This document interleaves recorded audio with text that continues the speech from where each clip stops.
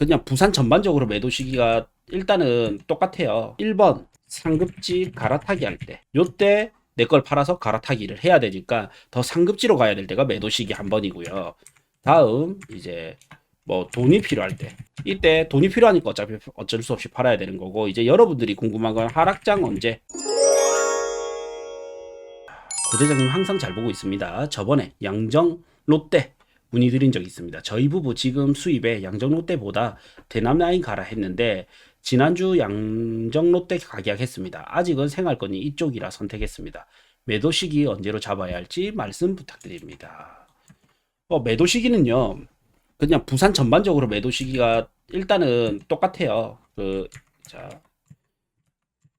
1번 상급지 갈아타기 할 때, 요때 내 걸 팔아서 갈아타기를 해야 되니까 더 상급지로 가야 될 때가 매도 시기 한 번이고요. 다음 이제 뭐 돈이 필요할 때, 이때 돈이 필요하니까 어차피 어쩔 수 없이 팔아야 되는 거고, 이제 여러분들이 궁금한 건 하락장 언제 올까? 보통 1번 많이 염두에 두셔야 되고, 그 다음에 이제 3번 잘 봐야죠. 하락장 언제 올지. 하락장 언제 올지 봐야 되는데, 자, 첫 번째는, 아직 부산은 저는 하락을 논하기에는 많이 이르다. 자, 역사적으로 하락이 올 때는, 반드시 동반됐던 게 한 가지 특징이 있어요. 자, 일단은 데이터를 보면서 보는 방법을 하나 알려드릴 거고, 그 다음에 여러분들이 좀 피부로 와닿는 거 좀 알려드릴게요. 자, 첫 번째는 여기 소득 대비 저평가. 소득 대비 저평가를 봤을 때, 혹은 요거를 보는 게 좀 더 유익해요. 주택 구매력 지수를 봤을 때, 주택 구매력 지수를 봤을 때, 요게 시세 흐름과 같이 보면, 보통 요게 구매력 지수가 한번 바닥을 찍어야 가격이 떨어집니다. 요 바닥을 찍어야 가격을 떨어져요. 그래서 얘가 아직은 올라가는 추세 같아요. 아직까지는 이렇게 올라가는 추세고, 조금 꺾였다 하지만 올라가는 추세고, 이게 최소한 주택 구매력 지수가 최소한 80 이하로 떨어졌을 때, 그러면 지금 부산이 집값이 좀 비싸다. 이게 주택 구매력 지수가 80 이하로 떨어졌을 때입니다. 가격이 빠지려면 우선 부산 집값이 좀 비싼데 이라가 붙어야 됩니다. 첫 번째는 좀 비싼데 이래 붙어야 되는데 공급량이 많아. 비싼데 공급량이 많다 보니까 수요보다 공급이 많아지면서 이제 가격이 좀 떨어지는 거고요. 가격 부담도 있고, 이래야 떨어지고, 아니면 이제 가격이 비싼데 하는데 경기가 안 좋아지거나 이럴 때도 좀 떨어지게 되고, 그래서 우선은 첫 번째 조건이 비싼 데가 돼야 됩니다. 그래서 하락장이 첫 번째는 비싸다. 그러니까 고평가 돼야 되고, 플러스 이제 공급량이 많다. 공급량이 많거나 많으면 수요보다 공급량이 많기 때문에 이제 비싼데 공급량이 많아지면서 떨어지는 거고, 또는 이게 1번 조건입니다. 고평가, 이게 무조건 1번 조건이 돼야 됩니다. 자, 2번은 수요가 감소하는 거예요. 수요 감소. 예. 근데 이게 이제 수요가 감소하는 거는 정책이 너무 강력하거나, 그 다음에 경기가 너무 안 좋거나, 그러니까 돈이 없는 거야. 그래서 수요가 감소하는 거죠. 그래서 이 1번 조건 플러스 요거 또는 요거, 공급량이 많거나 수요가 작거나, 이 두 개가 교집합을 이뤄야지만 하락장이 옵니다. 근데 부산은 아직까지는 저평가 수준이단 말이에요. 이거 리치고라는 사이트 제가 만든 거 아니죠. 조작이 불가능합니다. 저는. 이게 이제 10년 평균 봤을 때 빨간불이 들어왔을 때 그때부터 조금씩 조심해야 됩니다. 그리고 빨간불이 들어왔다고 해서 바로 떨어지는 건 아니에요. 최소한 요게 고점인데, 아마도 이거를 넘겨야 되지 않을까. 저도 조금 의문이었던 게, 지난 고점은 요때였단 말이에요. 그래서 요게 다 요 정도, 요때부터 좀 조심해야 되는데 싶은데 많이 올랐잖아요. 코로나가 터지면서 많이 올랐는데, 과연 코로나 장을 이제는 버블로 봐야 되는지, 하나의 이제 기록으로 봐야 되는지, 요게 좀 의문이었어요, 저도. 근데 이번에 보니까 항상 부산보다 선행하는 데가 서울인데, 자, 서울을 보니까 PIR 지수를 보면 지난 고점을 돌파하고 넘어가더라고요. 지난 고점이 여기였는데 지금 돌파하고 넘어갑니다. 그래서 살짝 돌파합니다. 그러면 부산 또 지난 고점을 돌파할 가능성이 더 높겠다. 돌파를 못한다 하더라도 지난 고점 언저리까지 올 가능성이 높겠다. 제 감각으로 보는 게 아니라 선행지표를 보고 봐야 됩니다. 그 다음 이제 두 번째는 뭐가 있냐면, 여러분들이 이제 이거는 데이터로 보는 거고, 데이터로 보는 방법이 있고, 조금 감각으로 보는 방법, 감각, 촉, 뭐가 있냐면, 우선은, 모두가 지금 마치 주식장처럼 모두가 부동산 이야기를 해야 됩니다. 많은 사람들이, 다수가 부동산 이야기를 해야 되고, 상당한 포모가 느껴져야 되고, 집 못 산 사람들의 포모가 느껴져야 되고, 그 다음에는 이제, 하급지 있죠. 하급지. 하급지는 어떻게 찾냐? 자, 지인에 들어와서 부산에 보면 이제 하급지는 자, 여기 밑에 있는 라인들입니다. 밑에 탑 한 3, 4개 제가 구를 말씀드리진 않을게요. 밑에 탑 3, 4개가 이 지역의 중간 아파트조차도 가격이 오를 때 대장은 이 지역에서도 대장은 원래 수요가 있어요. 그 지역에 꼭 살아야 되는 사람들이 거기에 대장은 들어간단 말이에요. 근데 이 지역의 중간 정도의 아파트 이 아파트들이 가격이 오를 때 요때는 이제 과열된 장입니다. 보통 다음 받아줄 사람이 없으면 가격이 떨어지게 되는데 이제 1급지가 너무 오르게 되면 2급지를 가고 2급지가 너무 오르게 되면 3급지를 가고 그다음 4급지, 5급지 이렇게 가는데 이 하위 급지의 중위 아파트까지 올랐다라는 거는 이거를 살 수 있는 수요가 이미 돈을 다 써버린 상태입니다. 그래서 한 번에 이제 하락장이 오고 어느 정도 정리되고 다시 3급지부터 1급지부터 상승을 하게 되거든요. 그래서 여기에 아파트가 오를 때 하위 급지의 중간 가격 중위 정도의 아파트가 오를 때 가 이제 또 하나의 지표고 그 다음은 아파트 오를 때 그 다음 또 뭐가 있냐면 비아파트 그러니까 비아파트라면 생수 그 다음에 빌라 오피 뭐 이런 것까지 많이 오를 때 이런 데가 과열될 때 이건 아파트의 과열을 넘어서서 이제 이쪽으로 온 거기 때문에 이게 이제 매도 타이밍입니다. 과열됐다라는 지표니까 요때부터 한두 건이 거래되면서 오를 수는 있지만 그건 뒷사람 줘야 되는 거고 내가 이때는 매도를 한번 봐야 됩니다. 자, 매도 타이밍 정말 잘 알려드렸습니다. 근데 이상하게 매도 타이밍을 알려드리면 조회수는 잘 안 나오더라고요. 저도 어느덧 유튜버가 다 됐는지 제 본 직업은 유튜브가 아닙니다. 어쨌든 이 정말 너무 좋은 인사이트 아닌가 내용 아닌가 싶은데 너무 좋은 내용입니다. 요거 꼭 기억하십시오. 자, 그래서 요때 파시면 됩니다. 자, 좋은 내용 알려드렸으니까 박수, 좋아요, 좋아요도 눌러주시고 여기 하트와 폭죽도 눌러주시고. 김에디님 질문입니다. 센텀 4만을 매수했는데 만약 추후 상승된 시점에 매도하고 상급지로 이동할 경우 이미 상승장이면 전체적으로 가격이 다 올랐을 텐데 어떤 식으로 갈아타기 하는 것이 현명할까요? 사실 이래서 저는 이제 투자자잖아요. 자, 저는 이래서 다른 지역을 같이 보는 게 또는 다른 지역 또는 다른 종목의 부동산, 다른 종류의 부동산,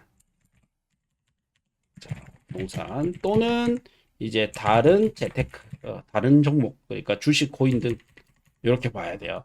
왜냐면 자, 이분 말씀대로 이제 부산이 올랐단 말이에요. 내가 들고 있는 게 올랐어. 그러면 옆에 것도 다 올랐습니다. 그래서 갈아타도 그게 효과는 좀 작아요. 그런데 꼭 이제 부산 내에서 본다면 여기서 갈아탈 때 센텀 4만은 구축 아파트잖아요. 재건축 기대 아파트입니다. 재건축 기대 아파트는 어떤 특징이 있냐면 오늘 임장에서 이거 보여드리니까 깜짝 놀라던데 자 재건축 기대 아파트의 대표 아파트가 뭐냐면 남천동 협진태양입니다. 자, 협진태양을 보면 자 재건축 된다 할 때는 쫙 이렇게 오릅니다. 재건축 될 것 같아 할 때는 이렇게 쫙 올라요. 거의 뭐 차트만 보면 비트코인 같지 않나요? 쫙 이래 오르고요. 빠질 때는 쫙 이래 빠집니다. 정말 끝이 없을 것 같이 오르고 끝이 없을 것 같이 하락하는 J자 반등 하고 쫙 오르고 쫙 떨어집니다. 근데 센텀 4만이 이거랑 비슷한 경우입니다. 협진태양이랑 좀 비슷한 성질의 아파트예요. 그러니까 재건축까지는 좀 두고 봐야 되는데 재건축 기대 심리가 붙으면서 가격이 오를 수 있는 거단 말이에요. 그럼 협진태양은 언제 올라? 이걸 보면서 또 이거 사고 싶죠. 예. 이건 언제 올라? 삼익빛이가 뜨고 나면 아까 그래서 제가 삼익빛이 거래가 좀 나왔을 때 와라고 한 거예요. 저도 모르게. 예, 삼익빛이가 뜨고 나면 바로 협진태양입니다. 예, 협진태양이 이제 동생으로 해서 같은 동네에 큰형님 둘째 이래서 같이 갈 수가 있고요. 다음에 그다음 센텀 사마는 그럼 뭐냐? 센텀 사마는 사모가든이 가면 갈 수 있는 아파트입니다. 사모가든 가면 바로 가는 거예요. 사모가든은 이제 재건축까지 갈 수 있죠. 예. 근데 얘는 아직 완전 초기단 말이에요. 아직 초기도 아닌 초기예요. 그래서 재건축까지는 시간이 꽤 걸릴 것이다. 그러나 이제 기대 심리가 붙으면서 가격이 오를 수 있다. 얘도 보세요. 가격에 과거에 이만큼 쭉 빠지다가 이제 부산이 제 때문인가? 저 때문은 아니겠죠. 갑자기 협진태양은 반등 안 했는데 얘부터 좀 반등을 하네. 자, 예, 부산이 사실 저 때문은 아니고 가격대가 신축 아파트 분양가보다 싸기 때문이에요. 신축 아파트 분양가보다는 싸기 때문에 이걸 참 5억대, 4억대, 5억대를 만만한 가격이다 말하기는 좀 그렇지만 이 부동산에서는 좀 그렇잖아요. 예. 그래서 가격대가 다른 가격보다 좀 덜 무겁기 때문에 여기부터 반등을 한 겁니다. 예. 근데 예, 오를 때는 요렇게 오르고 요렇게 떨어질 수 있기 때문에 반면에 기존의 아파트 좀 이런 아파트는 좀 천천히 올라가고 천천히 그러니까 가파르게 올라가는 게 아니고 조금씩 올라가고 좀 천천히 떨어집니다. 그래서 요런 데가 갔다가 오르면 이제 기축 아파트로 가는 방법은 있겠지만 어차피 하락을 피할 수는 없어요. 그래서 저는 이제 다른 지역에 보거나 부산이 떨어질 때 서울이 올랐고 혹은 대구가 올랐고 했으니까 다른 지역의 아파트를 보거나 그래서 타지 분들이 저를 되게 좋아해 주십니다. 예, 어쨌든 다시 아니면 다른 종류 그러니까 뭐냐면 아파트를 팔아서 꼭 아파트를 사야 되는 게 아니에요. 건물을 살 수도 있죠. 오늘 우리가 건물 임장하면서 제가 커피숍에서 알려드렸던 게 이 그 한 분에게 9억대 아파트를 알려드렸었는데 저도 궁금하다. 만촌 자이른에 알려드렸었는데 만촌 자이른에 이제 2년이 다 돼 갑니다. 2년이 다 돼 가는데 9억대에 샀었거든요. 자, 9억대 샀었는데 이제 13억 합니다. 13억. 예. 그래서 이걸 팔면 이제 이분이 이제 이걸 사고 9억대 이걸 사고 거의 한 10억 정도 샀습니다. 부대 비용까지 하면 그래도 괜찮죠. 투자금 한 3, 4억대 들어갔는데 지금 3억 4,500 3억 정도 올랐으니까 괜찮죠. 그래서 이거를 팔고 남천동에 꼬마 빌딩 한 15, 16억 하는 거 있단 말이에요. 월세도 세팅되어 있는 거. 그런 거 갈아타는 거는 저는 괜찮다라고 설명드렸었거든요. 그처럼 아파트가 오르고 나면 그 다음에 재개발 재건축이 올라가게 되고 그 다음에는 이런 꼬마 빌딩으로 이렇게 오게 됩니다. 흐름이. 예. 그리고 나서 토지로 흐름이 이어가는데 요때 내가 아파트가 많이 올랐다면 꼭 아파트로 갈 게 아니라 다른 종류 그러니까 이런 꼬마 빌딩 같은 걸로 가는 것도 좋은 방법입니다. 어, 꼬마 빌딩이 무조건 돈이 많이 들어가는 게 아니에요. 내 돈 3억, 4억으로 살 수 있는 것도 있습니다. 3억, 돈이 많으면 유리할 뿐이지 돈이 부족하다고 못 사는 건 아닙니다. 예. 그래서 최근에 이제 건물을 사신 분이 내 돈 1억 이하로도 사신 분이 있고요. 또 지금 또 보면 한 3억 이하로 살 수 있는 건물들도 있단 말이에요. 그래서 아파트에서 건물로 가는 것도 하나의 방법이고 아니면은 이제 요때 주식이나 코인 등의 완전 다른 성향의 뭐 채권도 있고 원자재도 있지만 완전 다른 성향으로 가는 방법도 있겠죠. 그리고 다시 부산이 빠지면 오는 방법도 있습니다. 그래서 다양하게 공부를 하셔야 됩니다. 꼭 이제 1주택 매수했다고 끝 하지 마시고 그 다음 공부를 계속 하셔야 됩니다. 네. 저도 사실은 최근에는 주식 공부도 많이 하고 있습니다. 네. 근데 주식 공부한다고 부동산 공부가 손을 놓게 되는 게 아니라 더 도움됩니다. 예. 토지 공부한다고 아파트를 손에 놓는 게 아니라 더 도움되고요. 아파트 공부한다고 땅을 손에 놓는 게 아니라 더 도움이 됩니다. 이게 나중에는 안목이 넓어져 가지고 더 크게 이렇게 봐집니다. 예. 구해줘 아파트는 일단은 첫 번째가 이제 전화 상담을 합니다. 전화 상담을 해서 설문을 먼저 해요. 내가 금액을 어느 정도 들고 있고 소득은 얼만큼이고 그래서 대출이 얼만큼 나오는지 진단을 먼저 합니다. 그래야 이제 상담이 되기 때문에 사실 이제 너무 낮게 잡거나 너무 높게 잡는 분들이 있거든요. 최고 효율적인 거를 딱 잡고요. 그 다음에 전화 상담을 하고, 그 다음에 이거에 맞춰서 이제 리스트를 뽑아요. 내가 투자적 측면이 더 강한지, 그 다음에 혹은 실거주 측면이 강한지 리스트를 뽑고, 그 다음에 이제 현장 답사를 가고요. 여기서 이제 서로 매칭을 하죠. 그 다음에 현장 답사를 가고, 마음에 들면 가계약을 하고, 마음에 안 들면 다음 물건을 또 봅니다. 그 사이에 대출 먼저 알아보고, 그 다음에 이제 계약을 하고, 그 다음에 이제 잔금 이렇게 하고, 나중에 나아가서는 서비스로 매도 전에 한 2년 지났다. 2년에 이제 내가 한번 타이밍이 오고 4년 때 한번 또 타이밍이 오잖아요. 그때 여기서 한 6개월 전에 저희에게 또 연락을 주시면 제가 요 상담도, 매도 상담도 해드리면서 이제 끝이 납니다. 네. 그래서 아파트를 꼭 정하지 않더라도 매물 선별을 저희가 해드립니다. 대부분은 저희가 선별해드리는 게 더 좋습니다. 네, 직접 보시는 것보다는. 자, 요거는 제가 고정 메시지에 남겨놨고요.